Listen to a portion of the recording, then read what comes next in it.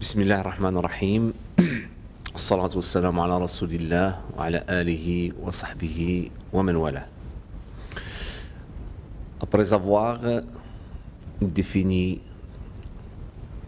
la charia, la loi islamique, le droit musulman, et d'expliquer aussi la relation entre la charia et le fiqh, c'est-à-dire la distinction entre la loi islamique et le droit musulman, et par la suite la définition de droit positif, on a ici aussi de distinguer le droit positif par rapport à la charia, par rapport à la loi islamique. Par la suite, on a vu dans la deuxième séance et la troisième séance les sources du droit musulman, à savoir le Coran, la Sunna, l'Ijma', le consensus et le raisonnement analogique, à savoir en arabe al-qiyas. Maintenant, on va aborder un chapitre aussi très important qui traite particulièrement des prescriptions divines. Ce qu'on appelle en arabe al-ahkam al-shar'iyya. Ces prescriptions divines, ou ce chapitre, que je considère très important parce qu'il traite les règles ou les normes, l'ahkam. Alors ils sont appelés divines parce qu'ils sont déduits à travers ou à partir des textes religieux, à savoir Al-Qur'an et As-Sunnah. Alors il comprend 4 sections. Alors, on va voir en premier lieu le législateur, Al-Hakim, celui qui prescrit la prescription ou la loi, c'est-à-dire le législateur. Deuxième section sera consacrée à la prescription, al-hukm, c'est-à-dire la prescription qui détermine le statut des actes de la personne responsable et majeure. Une personne responsable et majeure, on l'appelle en arabe al-mukallaf. Alors, c'est la prescription qui définit, bien sûr, le licite et l'illicite. C'est-à-dire, c'est la prescription divine, la loi ou le jugement. Et par la suite, une section, bien sûr, sera consacrée à l'objet de la prescription divine, ce qu'on appelle en arabe al-mahkoum fih, c'est-à-dire l'acte ainsi jugé, l'acte défini et déterminé. Et enfin, on clôturera ce chapitre par l'étude de ce qu'on appelle le sujet de la prescription divine, al-mahkoum alayh, c'est-à-dire la personne. Et cette personne doit être une personne majeure et responsable. C'est une personne qui est soumise à la législation divine. Premièrement, le législateur, al-hakim. Les ulama, c'est-à-dire les spécialistes des sciences religieuses musulmanes, reconnaissent à l'unanimité que le législateur suprême est Dieu. C'est lui qui est la source des prescriptions, qu'elles soient énoncées explicitement dans les textes, dans le Coran, dans la Sunna, c'est-à-dire les textes révélés à ses prophètes, et notamment au prophète Mohammed, paix et salut sur lui, ou que les mujtahid, les juristes musulmans, les faqih, les ont déduisent par analogie.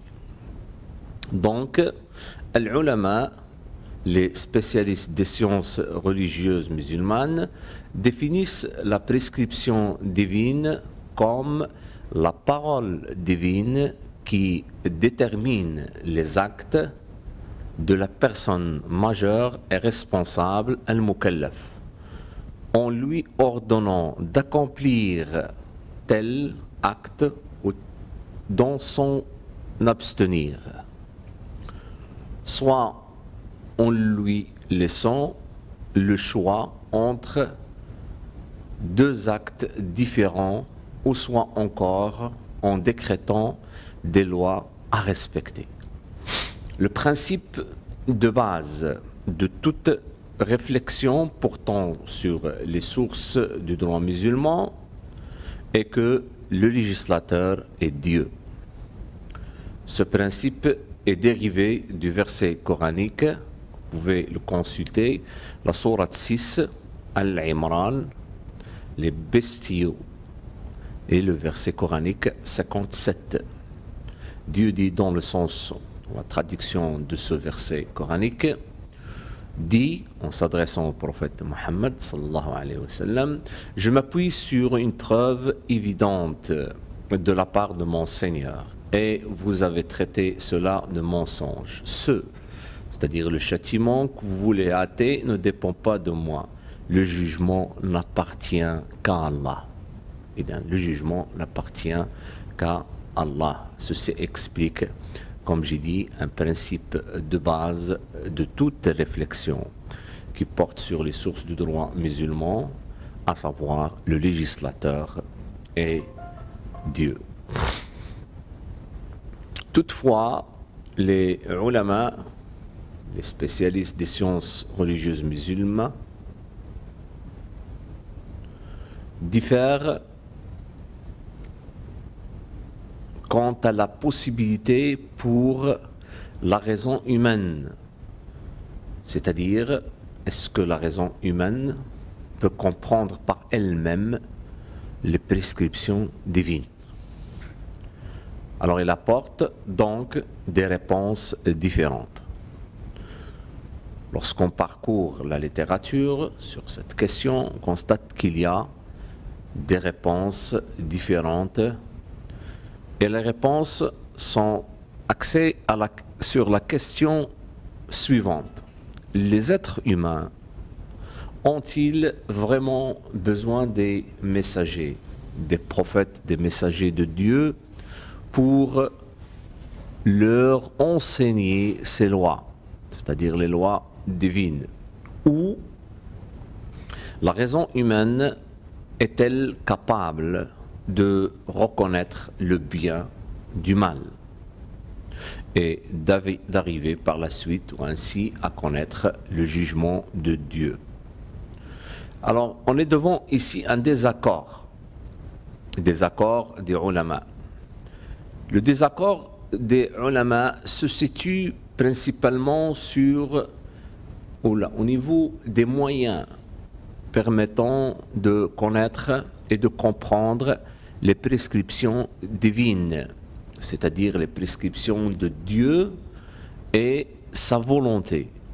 Autrement dit, le désaccord des ulama porte sur le rôle de la raison humaine dans la compréhension de la volonté humaine ou la volonté divine. Pardon. Là, on distingue, lorsqu'on parcourt la littérature, on distingue trois réponses différentes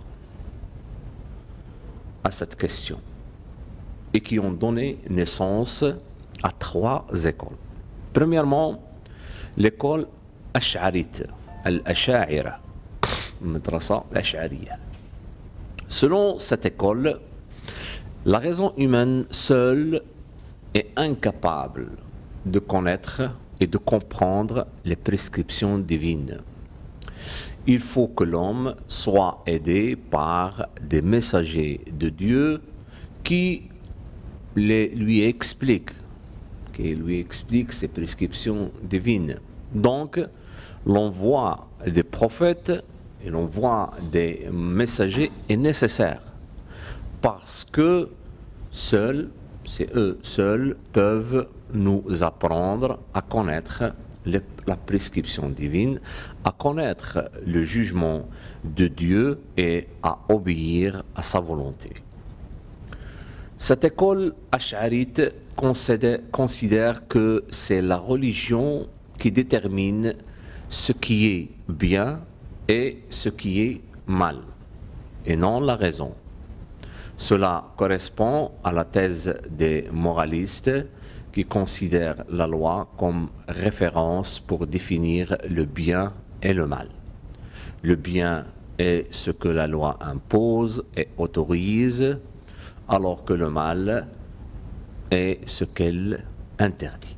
Selon cette école ash'arite, l'être humain ne répond de ses actes devant Dieu qu'après avoir reçu son message, c'est-à-dire reçu le message de Dieu par le biais d'un messager ou par le biais d'un prophète. Et dans cette perspective, imaginons par exemple une personne ou une société donnée, isolée, du reste du monde, n'ayant pas reçu un message religieux apporté par les prophètes. Alors cette personne ou cette société n'est pas responsable, selon cette école bien sûr, ash'arite, n'est pas responsable devant Dieu du bien et du mal qu'elle accomplit. C'est le cas des peuples qui ont vécu avant l'avènement des religions. Et Dieu dit, dans le sens du verset coranique, la sourate 17, Al-Isra, le voyage nocturne, verset 15, Dieu dit, quiconque prend le droit chemin ne le prend que pour lui-même, et quiconque s'égare ne s'égare qu'à son propre détriment. Et nul ne portera le fardeau d'autrui. Et nous n'avons jamais puni un peuple avant de lui avoir envoyé un messager. Alors voilà, c'est la conception de cette école ash'arite par rapport à la question posée, c'est-à-dire le rôle de la raison dans la compréhension de message de Dieu ou la compréhension de la prescription ou la déprescription divine. Maintenant, la deuxième école, c'est l'école mu'tazilite, al-mu'tazila. Et selon cette école, l'homme peut, grâce bien sûr à sa raison, connaître le jugement de Dieu, connaître la prescription divine, connaître aussi ou faire la distinction entre le bien et le mal. Il n'a pas besoin de moyens qui lui apprendre cela. C'est-à-dire il n'a pas besoin des messagers, il n'a pas besoin des prophètes pour lui apprendre ce qui est bien, ce qui est mal.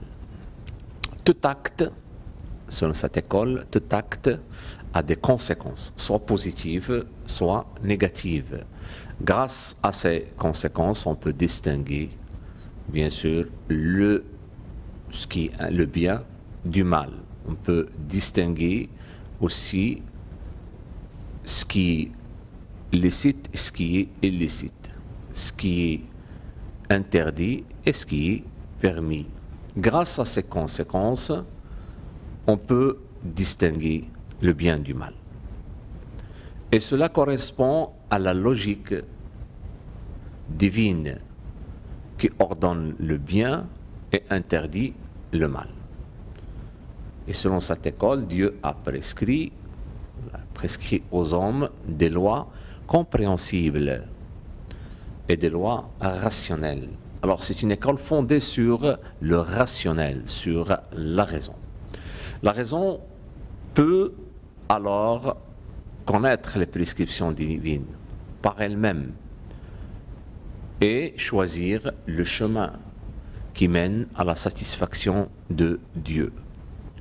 Le principe de base de cette école est que le bien est ce que la raison humaine définit en tant que tel, et que le mal est ce que la raison définit en tant que tel. Ceci veut dire que les prescriptions divines sont logiques, rationnelles, parce que Dieu ne saurait prescrire aux hommes des lois qu'ils ne comprennent pas.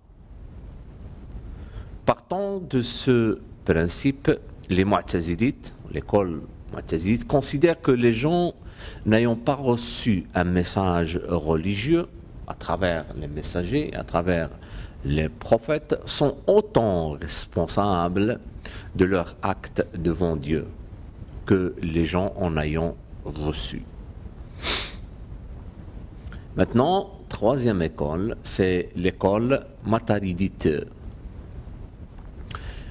Cette école prend une voie médiane entre l'école ash'arite et l'école mu'tazilite. Il peut être considéré la plus raisonnable. C'est une école qui reconnaît le rôle important de la raison dans la distinction du bien et du mal. Certes, tout acte humain a des conséquences, bonnes et mauvaises. Toutefois, peut-on satisfaire de la raison pour connaître le jugement de Dieu et se conformer à ses injonctions? Non. La raison humaine se trompe parfois. Certains actes humains sont tellement équivoques que la raison se trouve dans une situation incapable de les déterminer comme bons ou mauvais.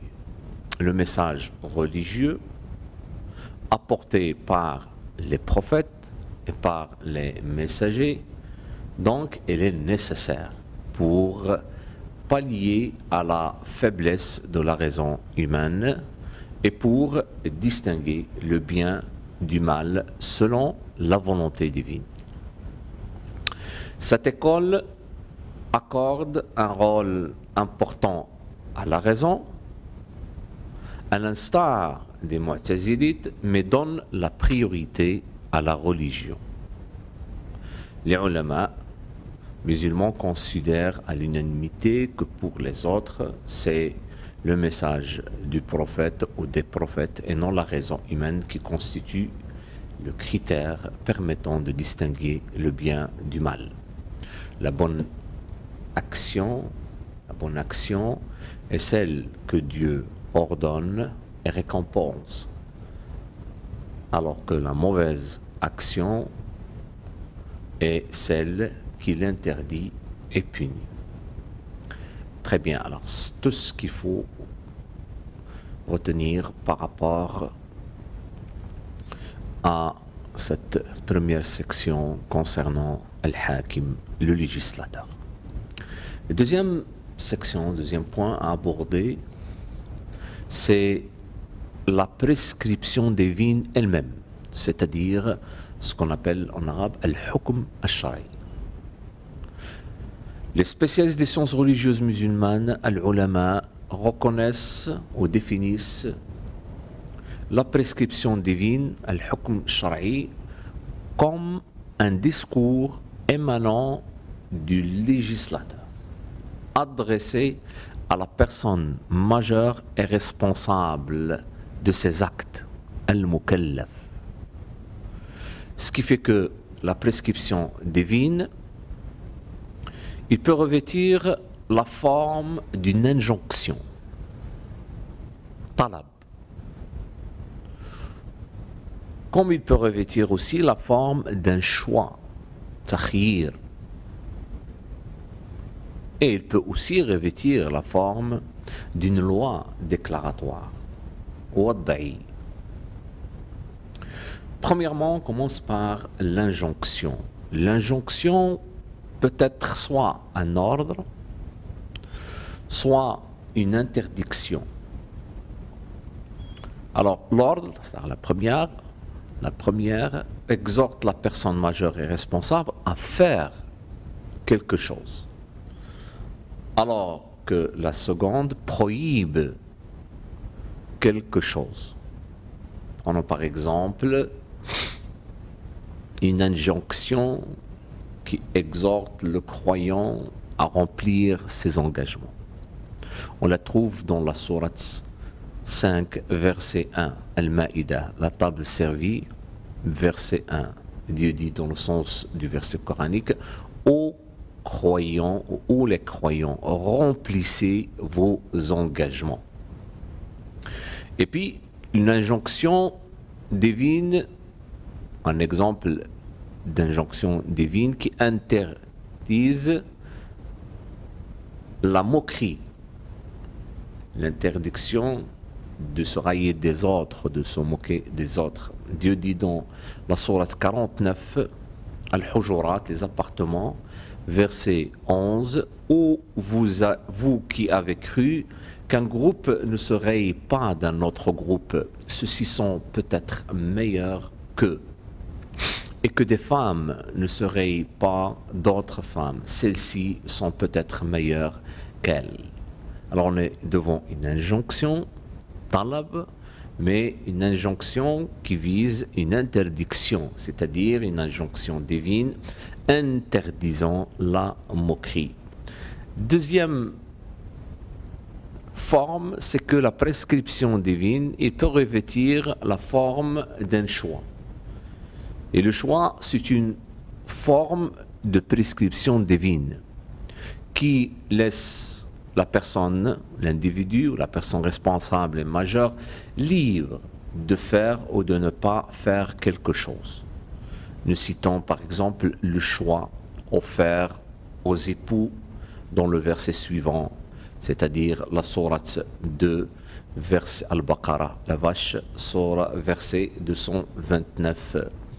Dieu dit dans le sens ou dans la traduction du verset, le divorce est permis pour seulement 2 fois. Alors, c'est soit la reprise conformément à la bienséance ou la libération avec gentillesse. Et là, lorsque vous lisez ce verset coranique, vous allez constater qu'on est devant une prescription divine qui revêt la forme d'un choix offert aux époux qui ne sentent plus de pouvoir séparer moyennant une indemnité versée par l'époux pour ne pas tomber dans le péché.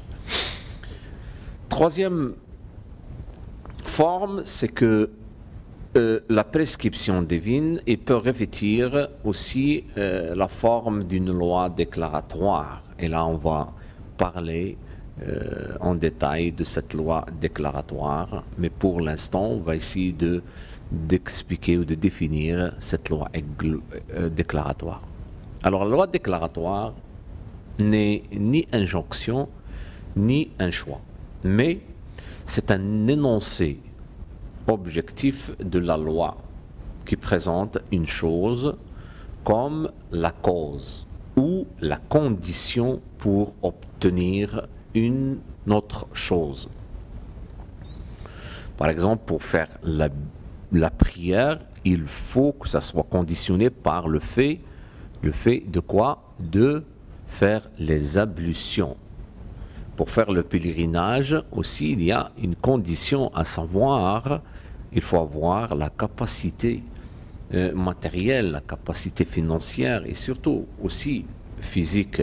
Alors, il peut aussi se présenter comme un obstacle qui empêche l'obtention ou la réalisation d'un résultat. Par exemple, le hadith du prophète qui dit « Le meurtrier n'hérite pas de sa victime ». Ceci veut dire, c'est un hadith qui décrète bien sûr une loi adéquate à une situation juridique donnée, à savoir l'homicide, c'est-à-dire annule dans ce cas le droit d'héritage. Alors on est devant une loi déclaratoire. En résumé, une prescription est donc un texte à valeur juridique.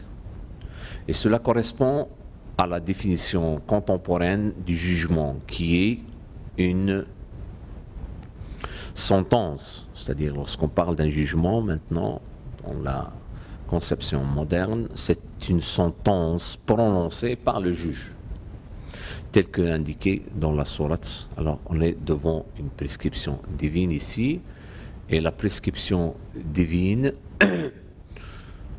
c'est un texte à valeur juridique.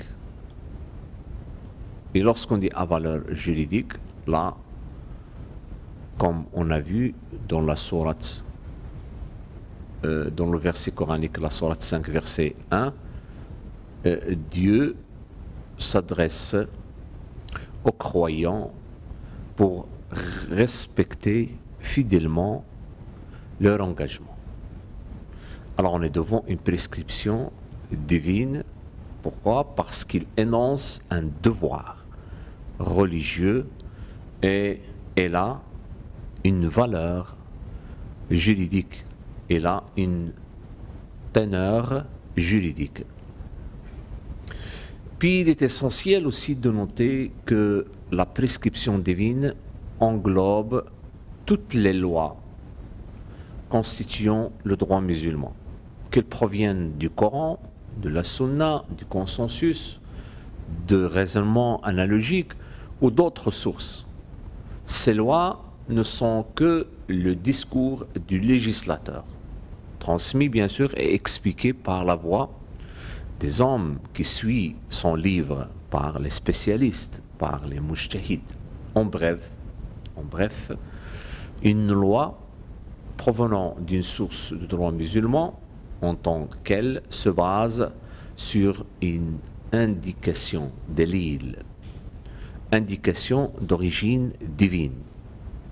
Ce qui fait que le mujtahid, lorsqu'il essaie de déduire une règle juridique, une prescription, un hukm shara'i, alors dans ce cas, il se base sur les sources de droit et souvent sur des indications. Et ces sources de droit, ce sont des preuves, ce sont des indications d'origine divine pour qu'il puisse extraire une règle de droit ou une prescription divine, hukmun shara'i. Alors, c'est une prescription divine qui peut revêtir la forme d'une injonction, d'un choix ou d'une loi déclaratoire.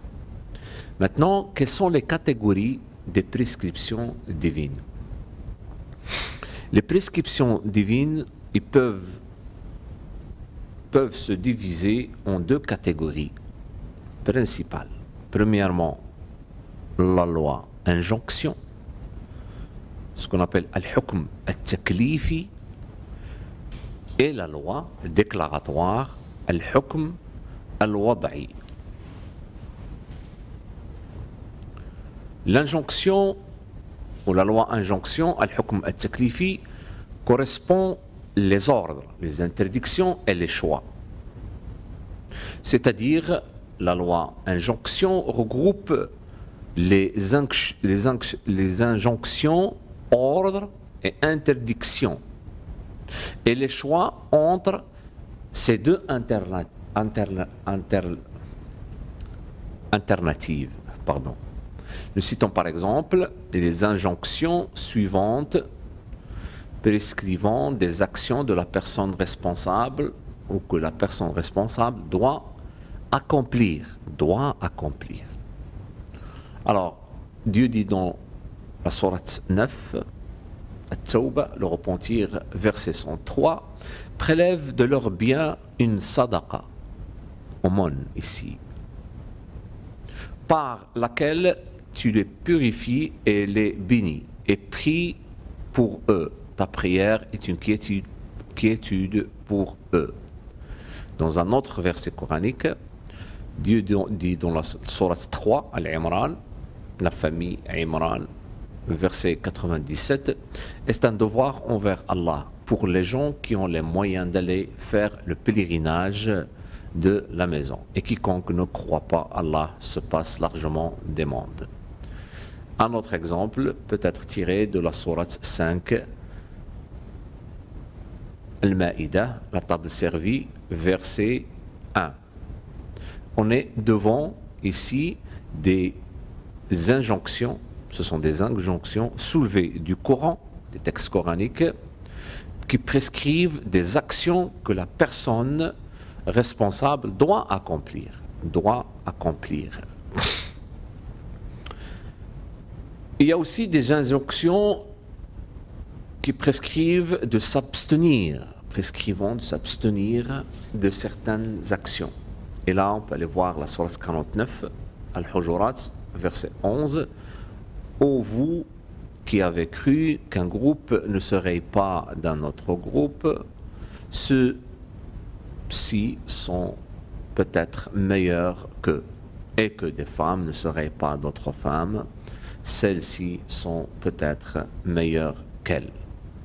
Et un autre verset coranique, dans le sens du verset, Allah dit « Et n'approchez point la fornication ». Alors, on est devant des injonctions qui prescrivent des interdictions, c'est-à-dire qui prescrivent de s'abstenir de faire de telle ou de telle action. Puis, il existe aussi des injonctions qui laissent le choix à la personne majeure et responsable. Dieu dit dans le sens de deux versets coraniques, la sourate 5, verset table servie, verset 2, « Ô les croyants, ne profanez ni les rites du pèlerinage d'Allah, ni le mois sacré, ni les animaux de sacrifice, ni les guirlandes, ni ceux qui se dirigent vers la maison sacrée, cherchant de leur Seigneur grâce et agrément. » Une fois désacralisé, vous êtes libre de chasser. Et là, la notion de liberté mène à un choix. Et on est devant une prescription qui constitue une loi injonction, qui prend la forme d'une loi injonction, qui prend la forme d'un choix, à la personne majeure et responsable. La même chose, vous pouvez le consulter à la sourate 62, Al-Jumu'ah, le vendredi, verset 10. Dieu dit, puis quand la salat est achevée, dispersez-vous sur la terre et cherchez quelques effets de la grâce d'Allah et invoquez beaucoup Allah afin que vous réussissiez. Et la même chose, vous pouvez trouver un autre exemple dans la sourate 4, An-Nisa, les femmes, verset 101. En résumé, quand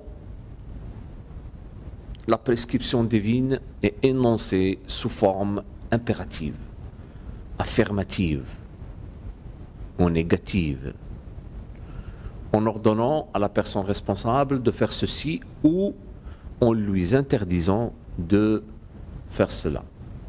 Ou bien quand il offre un choix aux croyants entre les deux alternatives. On parle de loi injonction. Autrement dit, cette catégorie comprend les commandements de Dieu ainsi que ses recommandations. La loi déclaratoire, ce qu'on appelle al-hukm al-wad'i, regroupe les lois énoncées sous forme déclaratoire. Il regroupe toutes les prescriptions divines formulées en phrases déclaratoires, décrivant une relation de cause à effet et contenant une condition ou un empêchement. Nous citons par exemple un exemple de relation de cause à effet. Dieu dit dans le sens du verset coranique, la sourate 5, verset table servie, verset 6, « Ô les croyants, lorsque vous levez pour la salat, lavez vos visages et vos mains jusqu'au cou. » Alors, jusqu'au coude. Alors, on est devant un verset coranique qui pose comme condition préalable à la prière l'accomplissement des ablutions. On peut donner un autre exemple comportant une condition, et là on peut le trouver dans la sourate 3, Al-Imran, verset 97, et c'est un devoir envers Allah pour les gens qui ont les moyens d'aller faire le pèlerinage. Là, c'est un verset qui pose la capacité matérielle comme condition principale à l'accomplissement du pèlerinage. Et là, on peut trouver ceci dans un autre hadith ou d'autres hadiths. Et on finit par un exemple comportant un obstacle. C'est le hadith qu'on a mentionné du prophète. Le meurtrier n'hérite pas de sa victime. Et là, le hadith considère que l'homicide volontaire empêche son auteur d'hériter de sa victime. Voilà, grosso modo, quelques explications de ce qu'est le législateur et les prescriptions, la prescription divine, la définition, ainsi que les catégories.